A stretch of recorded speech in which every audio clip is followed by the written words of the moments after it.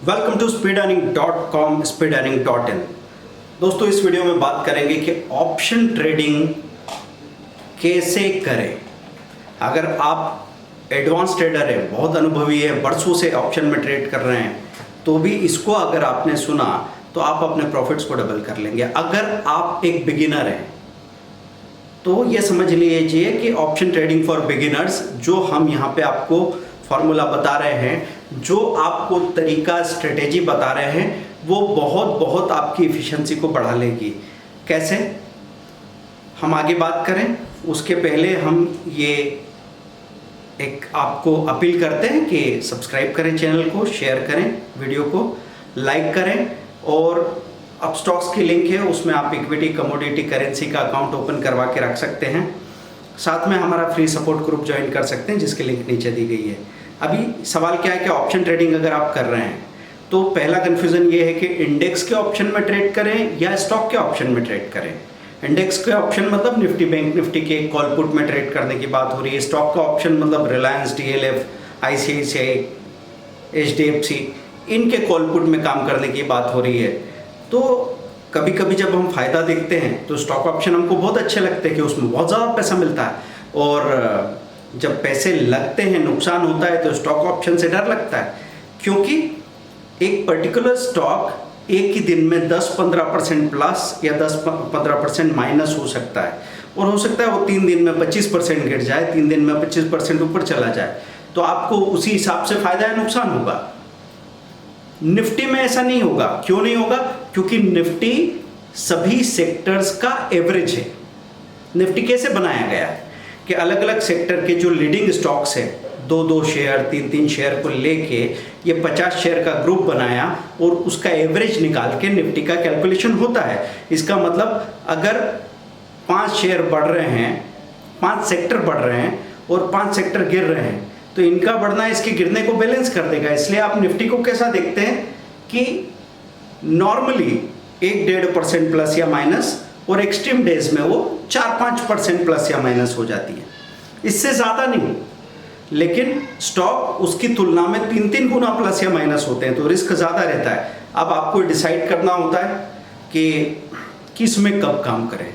तो यहाँ जो कुछ मैं बताने जा रहा हूँ उसको ध्यान से सुनना है और फिर उसको अप्लाई करके देखना अगले 10 दिन तक। और अगर आपने इसको 10 दिन तक अप्लाई करके देख लिया ना, तो ज़िंदगी में कभी नहीं छोड़ेंगे आप उसको। एक अकेले फॉर्मूले से, एक अकेले स्ट्रेटेजी से, एक अकेले तरीके से आप ज़िंदगी में कितना पैसा बनाएंगे उसका आप अंदाज़ा भी नहीं लगा सकते।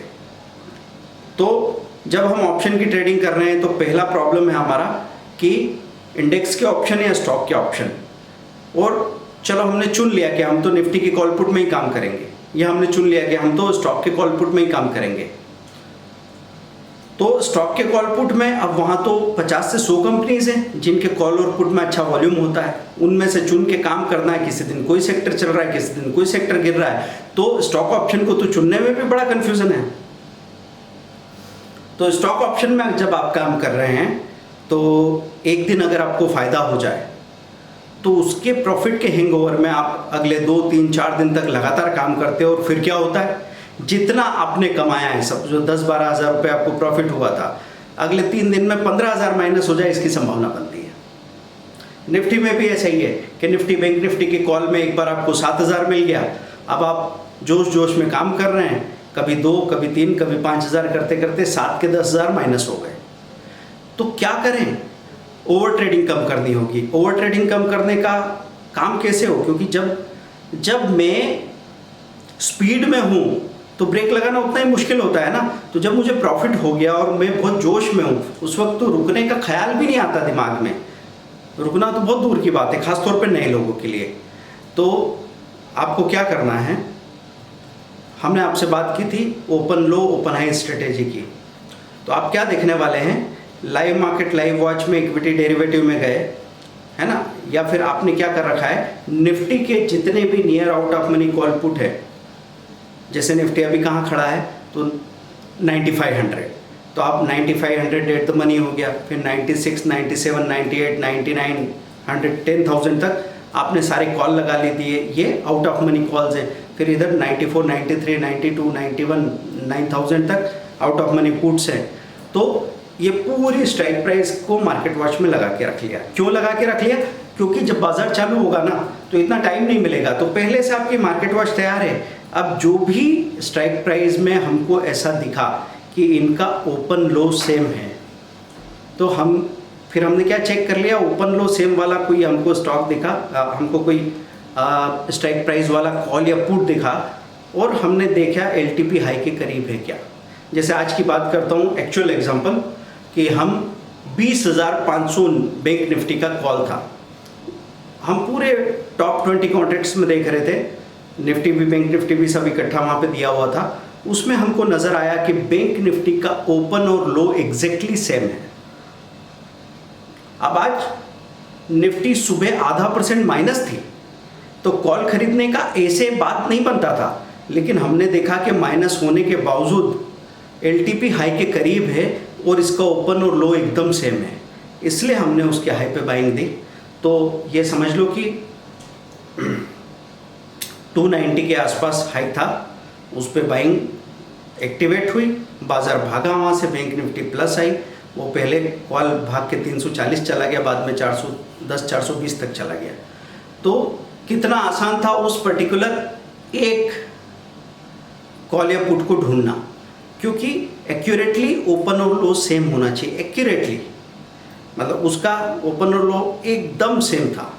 ऐसे नज़र आ रहा था कि 187.40 187.40 ₹187.40 ओपन, ₹187.40 लो। इसका मतलब ये हुआ कि जहाँ से खुला वहाँ से नीचे लोअर शेडो बनाई नहीं कैंडल ने, जहाँ से खुला वहीं से भागना शुरू कर दिया। तो ऐसे में क्या होगा, आप गए और आपने हाई पे बाइंग लगा के रख दी। वो उस वक्त उसका हाई था 240 का, चल रहा था 227, कोई ज़्यादा दूर नहीं था, 13 पॉइंट की दूरी थी, हाई पे बाइंग लगा के रख दी। अभी अगर अचानक बाजार ऊपर चलेगा तो ट्रेड एक्टिवेट होगा, और ट्रेड एक्टिवेट होने के बाद भी हमारा क्या प्रिंसिपल है, एग्जिट हमारा मेन प्रिंसिपल है कि निकलना अगर हमको आता है तो हम कहीं भी एंट्री कर सकते हैं। ये बात इंट्राडे में, यही बात शॉर्ट टर्म में, यही बात लॉन्ग टर्म में लागू होती है। बेचना आता है क्या, निकलना आता है क्या। तो ठीक है, अब बात हो रही थी कि आप सिर्फ यही काम करेंगे कि आप गए टॉप 20 कॉन्ट्रैक्ट्स आपने निफ्टी बैंक निफ्टी के देखे, open low open low open low check किया, कुछ नहीं मिला। Open high open high open high check किया, कुछ मिल रहा है क्या। कोई ओपन और हाई सेम हो और एलटीपी लो के करीब हो तो उसमें सेलिंग लगा दो। ऑप्शन राइटिंग, ऑप्शन राइटिंग करने के लिए आपके पास कैपिटल ज़्यादा होनी चाहिए, ये चेक कर लो। अगर आपको ऐसा पता लगे कि मेरे पास कैपिटल है ही नहीं, तो सिर्फ आप ओपन लो पे ही ध्यान दीजिए, ओपन हाई पे मत दीजिए, क्योंकि ऑप्शन राइटिंग आप नहीं कर सकते, आपके पास कैपिटल कम है। पर यह तय हो जाएगा, सपोज किसी के पास 10,000 रुपया है सिर्फ, या 5,000 रुपया है सिर्फ, तो उसने देखा ओपन लो में मेरी कैपिटल के अंदर का कोई प्रीमियम है, मेरे पास 5,000 रुपया है और मुझे पता लगा कि 60-70 रुपये के प्रीमियम तक कुछ मिल जाए मुझे।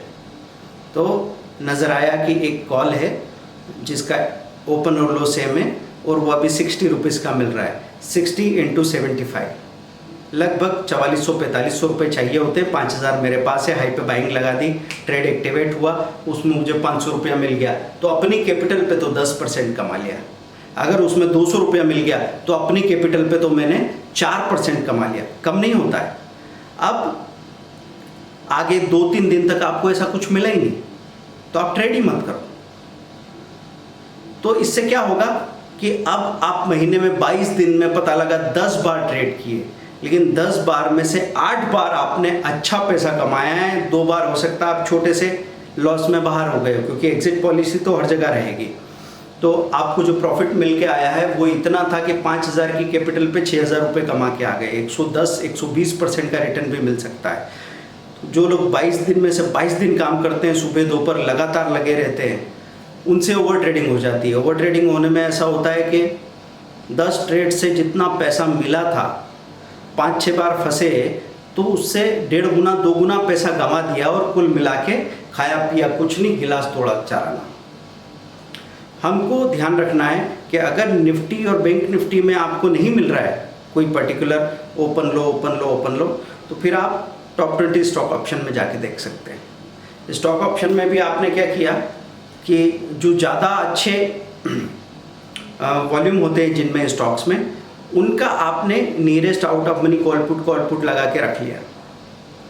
अब इसमें कम बार आपके ट्रेड आपको नज़र आएंगे, लेकिन अगर आ गए ना तो पैसा बहुत बनेगा। महीने में सिर्फ 4 बार अगर आपको ऐसा मिल गया तो आप ये समझ लीजिए आप अपनी कैपिटल का 60-70% बना लेंगे, ये पॉसिबिलिटी है।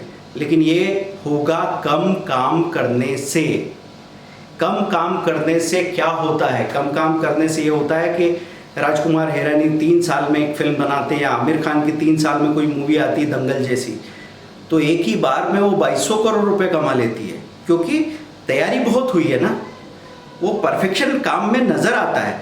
और ओवर ट्रेडिंग आप नहीं कर रहे हैं तो आपको ध्यान रखना है, मैंने अभी आपको एक ऐसी स्ट्रेटेजी बता दी है जिससे आप कम से कम दिनों में, कम से कम रिस्क में सबसे ज़्यादा पैसा बना सकते हैं। और यहाँ पे कन्फ्यूज़न कुछ नहीं होगा, क्योंकि बाकी जगह तो मैं आपसे कहूँगा कि चलो आप बहुत सारे चार्ट देख लो, इंडिकेटर देख लो, पिछले 5 दिन का क्या मामला है, निफ्टी किधर जा रही, बैंक निफ्टी किधर जा रही, ये सब बातें की।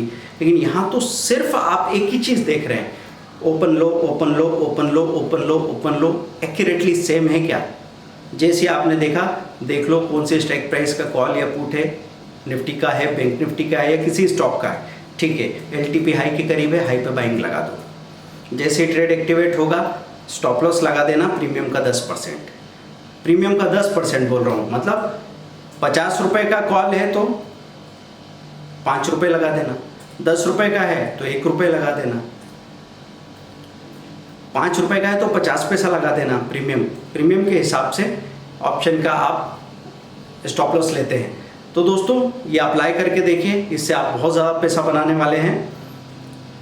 ऑप्शन ट्रेडिंग में अगर आप अच्छा पैसा बनाने वाले हैं तो यहाँ बहुत ज़्यादा कैपिटल नहीं चाहिए, यहाँ पे आपको ज़्यादा नॉलेज की ज़रूरत है। ज़्यादा नॉलेज अगर आपके पास है, और नॉलेज सिर्फ ऐसा किताबों में पढ़ा हुआ या वीडियो में सुना हुआ नहीं चाहिए।